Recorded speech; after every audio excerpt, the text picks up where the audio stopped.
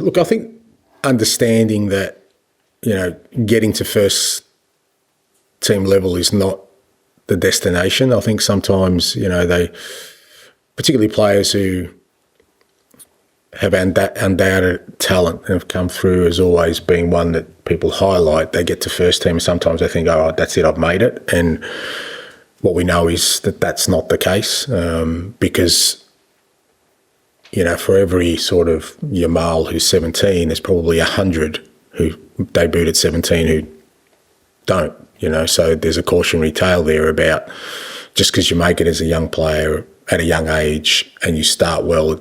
So I think that's the biggest pitfall, not just for the player themselves, but for everyone around him, whether that's the club, his network of people, to say, well, okay, getting to that level is great, but it's not that unique. It's about that's the beginning of the journey. And I think, players who understand that, or young people understand and have the right sort of network around them, have a better chance of being successful in the long run. Is it harder now for young players when you think of social media and the phone? When I think back to Ferguson when he had Ryan Giggs and always had Rooney 20 years ago. Is it harder for managers and players because touching a button they get abuse on the phone or they get thrown? Yeah, absolutely. But again, we've got to guys of our vintage, mate, without casting aspersions on your own age. They're growing up in a different world. I think they're a little bit more aware of it than we are. Like if it was me for my kids, I'd certainly be frightened about it. But, hopefully young people are getting educated along the way. They've probably seen others and understand that, like I said, the people around them are really important. Clubs are more aware of these kind of issues that potentially could happen. But again, it is, whether it's today or 20 years ago, there's always those pitfalls of, that are potentially there. But like I said, I can only speak obviously about Mikey and from what I've seen, he's, I think he's well equipped to handle sort of whatever challenges there are there. Oh. Would you say he's the one who stands out for you and always has crop in the academy, or are there other players that you think are likely to be in the same kind of way? Again, you're always because again, players develop sort of differently, so you kind of always try and keep an open mind. There was no doubt that when we brought Mikey up last year, he was still 16. Like I said, he'd had a couple of injuries, but the couple of times he played in the 21s, he kind of stood out. And Simon Davies and the guys in the academy were really strong about him and his potential. So, and then you look at them when they train and how do they train? What's kind of their behaviour like? What's their sort of mindset like? And he just came into it and fit in straight away. So that was the first thing you kind of notice. You think, okay, well, because ultimately you want to expose young players to our training environment, but we don't want to detract from our training environment either. Are they coping? Are they contributing? And he settled in really well, whereas others you think, well, they probably need a little bit more time before we bring him, integrate him in. And then, and certainly through pre-season, he was always a standout for us. So, but I think there's others in there. There's some young boys in there who are starting to,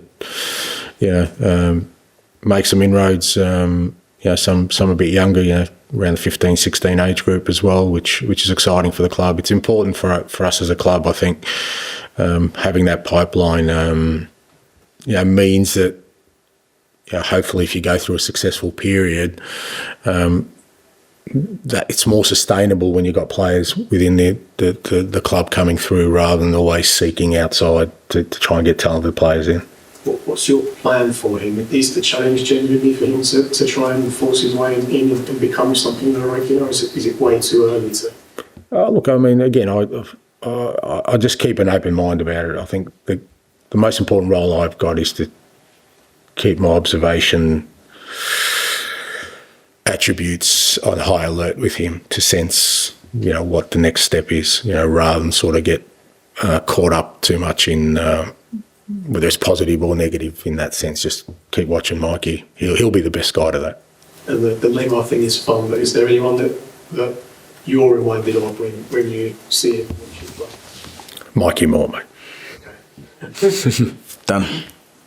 So sorry, same topic. Could he replace, or not replace Sonny? Could he play Sonny's place on Sunday? Yeah, potentially. I mean, obviously, he's one of the options. Again, 2 games in a week. We've got to, because again, probably the biggest concern I have for him is physically more than anything else. He's obviously still a growing kid, so his body's still adjusting to this level. So, to ask him to play 2 games within a short space of time, I'd be cautious about that. But we'll have a look at sort of how the team shapes up.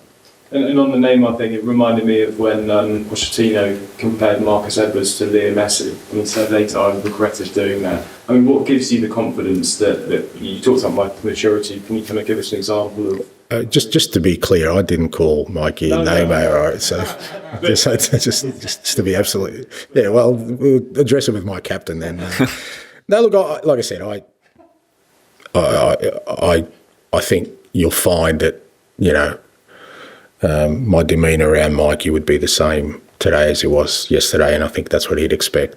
But like I said, your best indicator is the player himself or the person himself, and I've got a feeling that won't affect Mikey. I don't think we'll see him sort of, arriving with a different colour hair or Ferrari. Well, I don't even know. He can't drive, can he? So, so I think he'll be fine.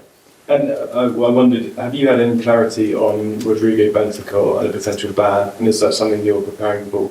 No. I mean, I think that process is kind of ongoing, and like I said, from our perspective, my perspective, I'll just deal with the outcome of that.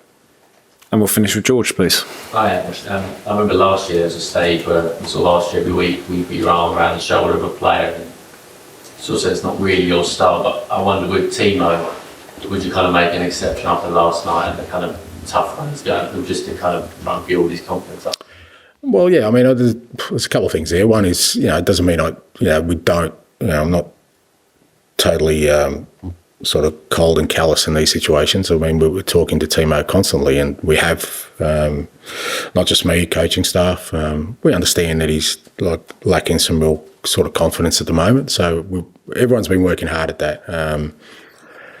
But again, with all these things, I think ultimately, it's incumbent on him to kind of try and use as much of the support he's got around here to get himself out of it.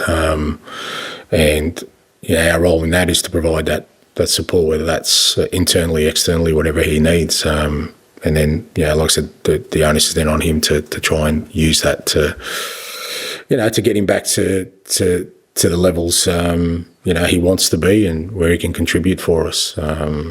But it's like I said, with all the players, what we try and do is provide an environment where, should they need help, it's readily available.